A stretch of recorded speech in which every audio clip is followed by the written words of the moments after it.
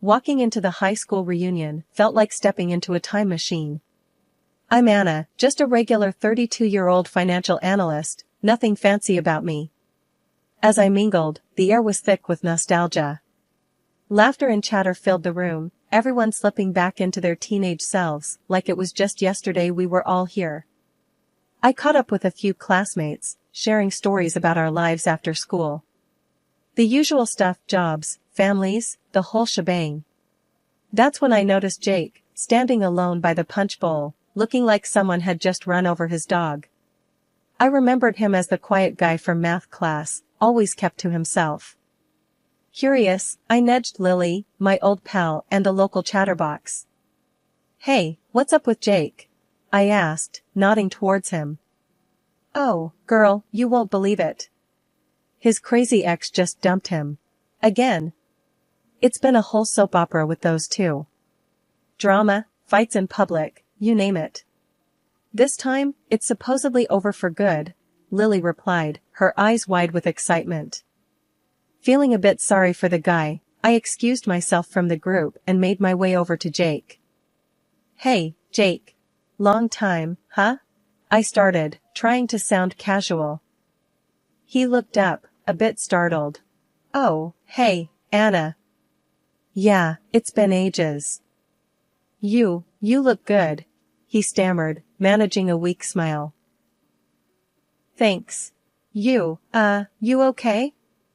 I asked, nodding towards the far end of the room where people were whispering and stealing glances at him. He let out a heavy sigh. "Yeah, just the usual drama with my ex. It's over now, for real this time. I'm just tired of all the yelling and scenes, you know?" I nodded, understanding more than I wanted to. "I get it. Peace and quiet seem like a luxury sometimes," I said. Jake chuckled. "You're telling me. It's been a roller coaster. I'm just looking for some normalcy, you know? No more emotional earthquakes every other day." We both laughed, the ice between us breaking a little. The conversation flowed more freely after that. We talked about our jobs, our families, and how life turned out so differently from what we had planned back in high school. As the night wore on, the reunion buzz faded into a comfortable hum. I found myself enjoying Jake's company more than I expected. He was different from the quiet kid I vaguely remembered. There was a depth to him, a certain calmness, despite the recent storm in his life. "Listen, Anna, I don't mean to be forward, but would you like to grab coffee sometime?" "It's been really nice catching up," Jake asked, a hint of nervousness in his voice. I smiled, surprised by the sudden flutter in my stomach. "Yeah, I'd like that. It's been nice talking to you too, Jake." Jake and I met up at a cozy little cafe downtown. It was one of those places with mismatched furniture and an endless supply of caffeine. We settled into a corner, coffee in hand, and picked up right where we left off. "You know, I didn't expect to have such a good time at the reunion," Jake started, stirring his coffee absent-mindedly. "Me neither," I admitted, smiling over my mug. "Especially not the part where I'd end up sitting here with you." Jake laughed, and it was a sound that made me feel unexpectedly at ease. Life's weird like that. One minute you're minding your own business, the next you're getting coffee with someone you barely spoke 2 words to in high school. "Yeah, and now look at us, talking like old friends," I said, feeling a warmth in my chest that had nothing to do with the coffee. We talked for hours, about everything and nothing. Work, family, the latest TV shows we were hooked on. It was easy, comfortable. And before we knew it, the cafe was closing. "Time flies, huh?" Jake said as we stood up to leave. "Like a jet," I replied, pulling on my jacket. "Thanks for the coffee and the company, Jake.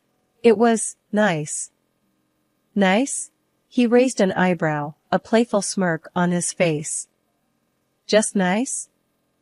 I laughed, rolling my eyes. "Okay, more than nice. It was great.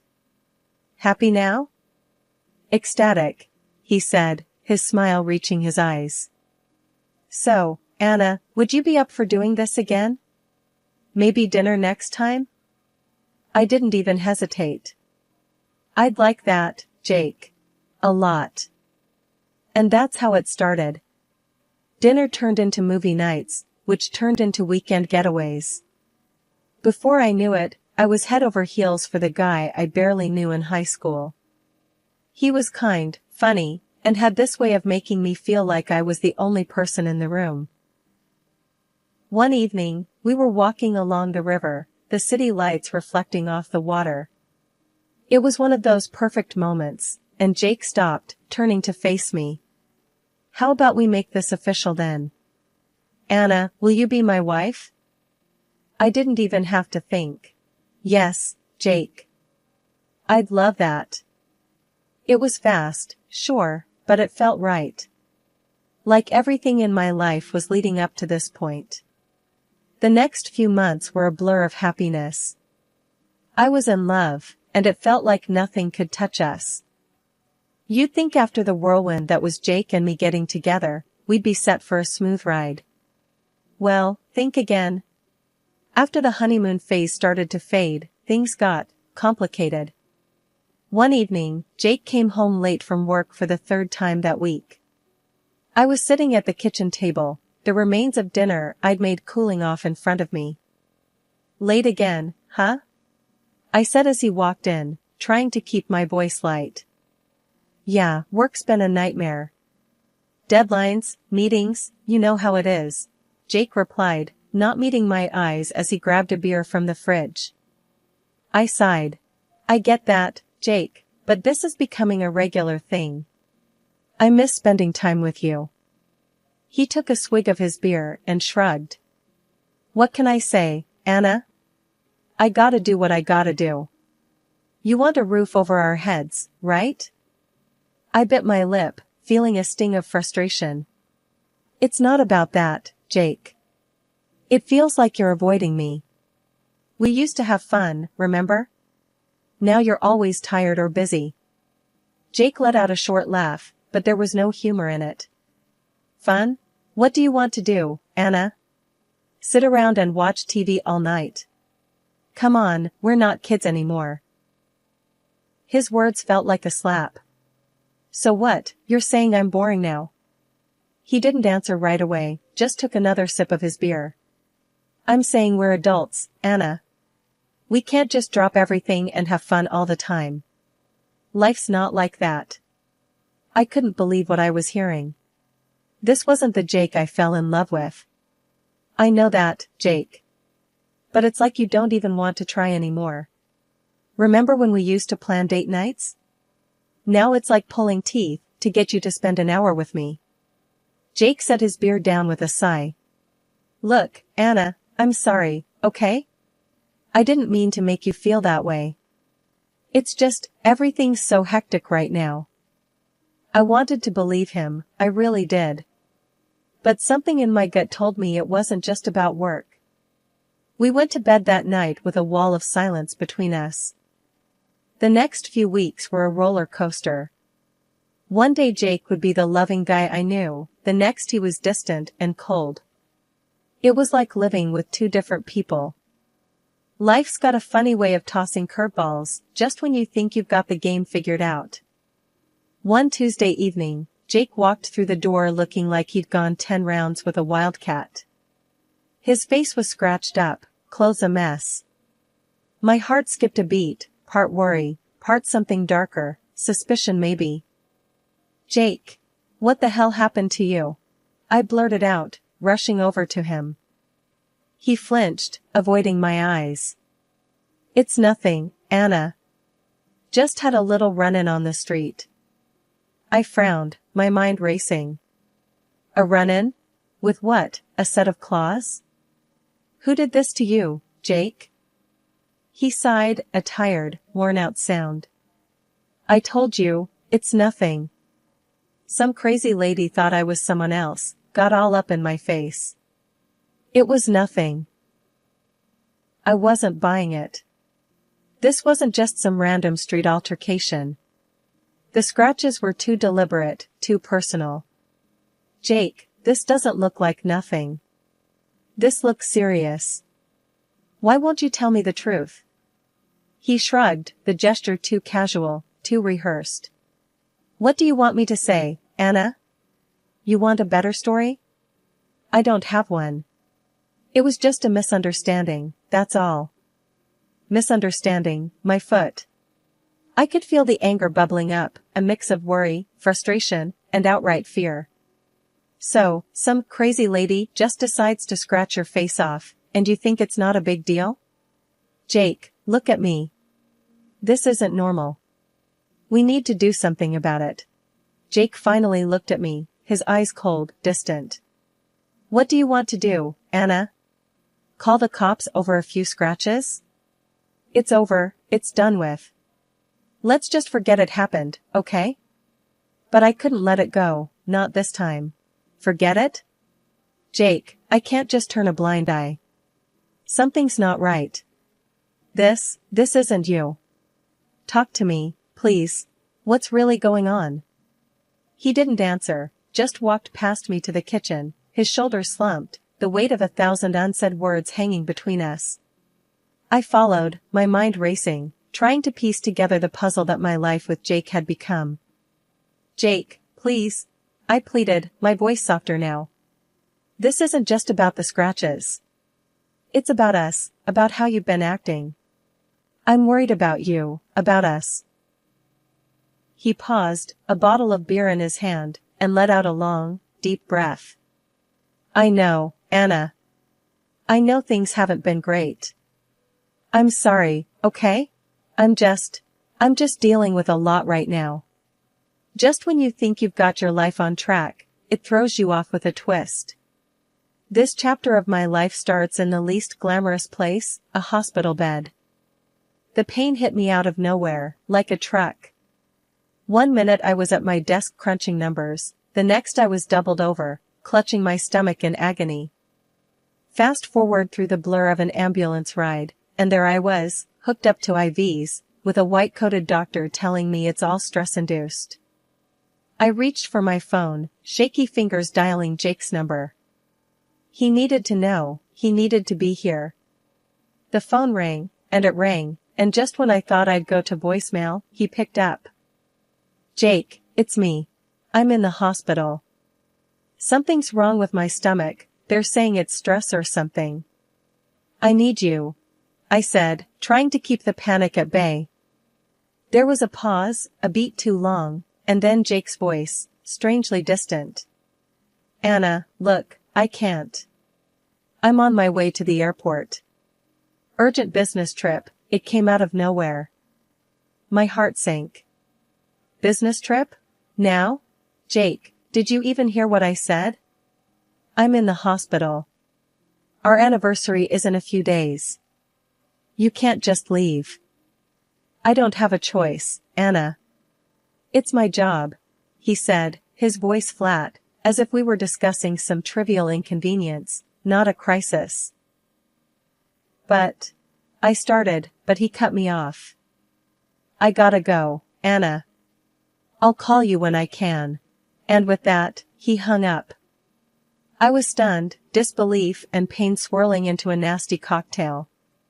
It felt unreal, lying there alone, my husband off on a sudden business trip, while I was grappling with pain that apparently was all in my head. When the shock wore off, anger took its place. I needed answers. I picked up the phone again, this time calling Jake's office.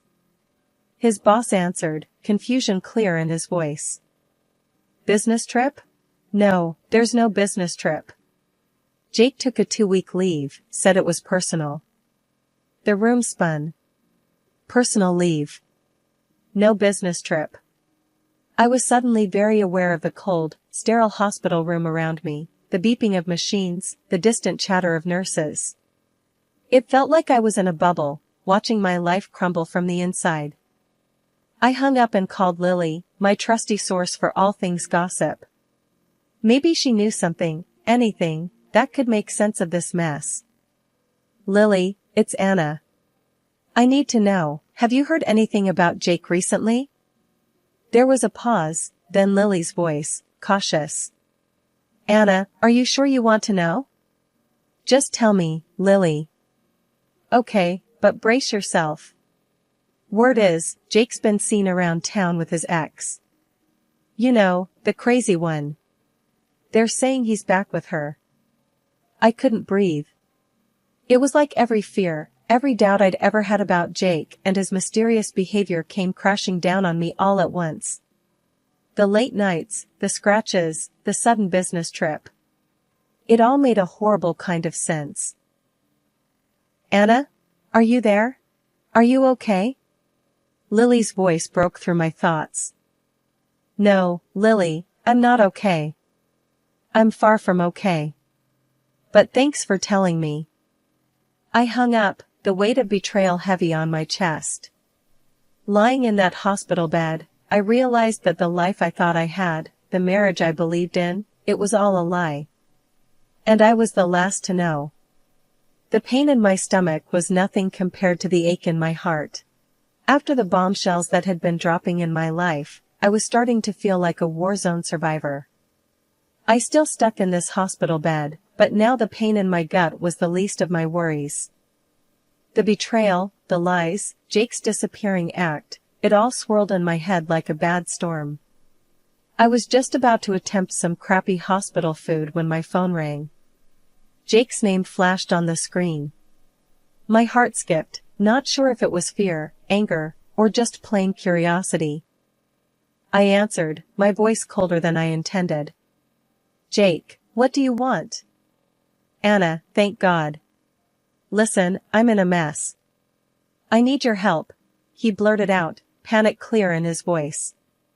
My eyebrows shot up. Help? Now you need my help? Where are you, Jake? And don't feed me any more lies.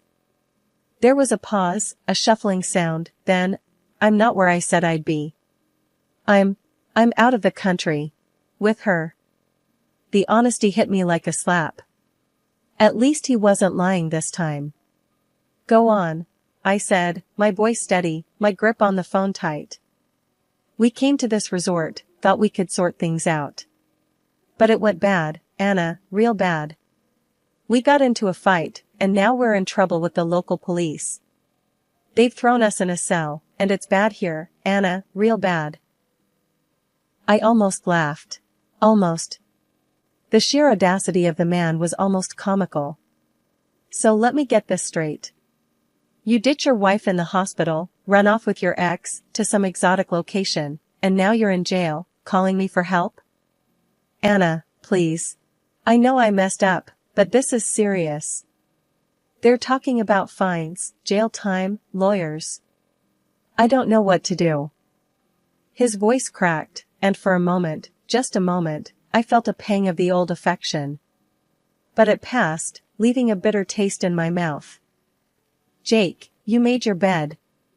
Now you get to lie in it. With her, I said, each word sharp and clear. I hung up before he could say another word. But I wasn't done yet. I had one more call to make. I dialed Jake's parents, the words pouring out before they could even say hello. Mr. and Mrs. Smith, it's Anna. I'm sorry to call like this, but there's something you need to know about Jake. Their shock was evident, their voices a mix of disbelief and horror as I laid it all out, the affair, the betrayal, and now the desperate call from some foreign jail. This is unbelievable. Our Jake, doing something like this? And now he's in trouble? Mr. Smith's voice was a low rumble, a storm brewing. Mrs. Smith was quick to add, he's always been impulsive, but this? This is too much. We can't condone this behavior. He needs to learn, and if that means facing the consequences, then so be it. I hung up, the weight of the conversation heavy on my shoulders, but my resolve unshaken. Jake had made his choices, and now, he had to face the music, alone. I was done being the safety net, the fallback plan. Fresh out of the hospital, I was just settling into the quiet of my own place when the doorbell rang. I wasn't expecting anyone, certainly not Jake. But there he was, standing on my doorstep, looking like he'd been dragged through hell and back. "Anna," Jake said, his voice barely above a whisper. I need to talk to you." I raised an eyebrow, my arms crossed. "Really? Now you need to talk? What's up, Jake? Cat got your tongue?" He stepped inside, looking around the place like it was foreign land. "I'm in deep trouble, Anna. You know that. I need your help." I couldn't help but let out a laugh, harsh and biting. "Help? You've got some nerve, showing up here and asking for help after everything. You look awful, by the way." Jake's face fell, the weight of his actions written all over him. I know I messed up. But being locked up in that place, it was hell, Anna. And it's your fault. You left me there to rot." My laughter died, replaced by a cold, hard stare. "My fault? You cheat, you lie, and somehow it's my fault? You're delusional, Jake." He took a step back, as if my words were physical blows. "But, Anna, I thought we were in this together. I thought you'd have my back." I shook my head, disbelief and anger swirling inside me. "Together? That ship sailed the moment you decided to run off with her. And now you want my support? You're out of your mind." Jake's face went pale, his eyes darting around the room, looking for some kind of escape. "Anna, please. I'm begging you. I don't have anyone else." I took a deep breath, feeling a sense of power and resolve I hadn't felt in a long time. "No, Jake. It's over. I'm filing for divorce. And you bet I'll be asking for compensation for your little escapade." The color drained from his face, his eyes wide with panic. "Divorce? Compensation? But, Anna, you can't do that. You don't have any proof." I couldn't help but smile, a cold, hard smile that didn't reach my eyes. "Oh, but I do, Jake. See, while you were off playing lovebirds in paradise, I was busy. My lawyer has been in touch with the police. They were quite helpful, provided all the evidence we needed, including your own testimony and hers." Jake staggered, as if the words were physical blows knocking the wind out of him. You did that?" I nodded, my resolve steeling. "Yes, Jake. I did. And now, you're going to face the consequences. It's time you learned that actions have consequences. And it's time I took my life back." He looked at me, a mix of fear, regret, and something else, something like realization, dawning in his eyes. "Anna, I never meant for any of this to happen." But it was too late for apologies, too late for regrets. I watched as he turned and left, the door closing softly behind him. I stood there, in the quiet of my living room, feeling the weight of the past lift off my shoulders. The divorce papers were signed, sealed, and delivered, and with them, a hefty compensation for all the hell he dragged me through. One morning, as I sipped my coffee in the quiet of my now truly mine apartment, my phone buzzed. It was Lily, the ever-present pulse of the town's heartbeat. "Hey, Anna, how's the new life treating you?" she asked, her voice buzzing with the latest gossip. I leaned back, a smile spreading across my face. "Couldn't be better, Lily. The divorce is final, and the compensation is, let's just say, satisfying." Lily's laughter rang through the phone. "I bet. Hey, did you hear about Jake and his darling? They're still at it, like cats and dogs. Police had to break them up the other night. It's all over town." I shook my head, the last strings of attachment to that part of my life dissolving. "Not my circus, not my monkeys anymore, Lily. Let him deal with the mess he made." "Speaking of messes," Lily continued, "word is, his job's on the line." His little escapades haven't gone unnoticed. Even his folks are keeping their distance. Karma's a real thing, huh? I took another sip of my coffee, the taste of freedom sweet on my tongue. Seems like it, Lily. But that's his journey to walk. I've got my own path to tread. We chatted for a while, Lily filling me in on the town's latest, me sharing plans of rebuilding my life, my way. After we hung up, I sat there, the morning sun casting a warm glow over the room. As for Jake, the rumors kept coming. Fights, police visits, job troubles. I heard it all, but it didn't sting anymore. It was like watching a distant storm, knowing you're safe and warm indoors. My life was my own now, a blank canvas waiting for new colors, new stories. And as for Jake, well, he was just a faded picture in the gallery of my past, a lesson learned, a stepping stone to the strong, resilient person I had become.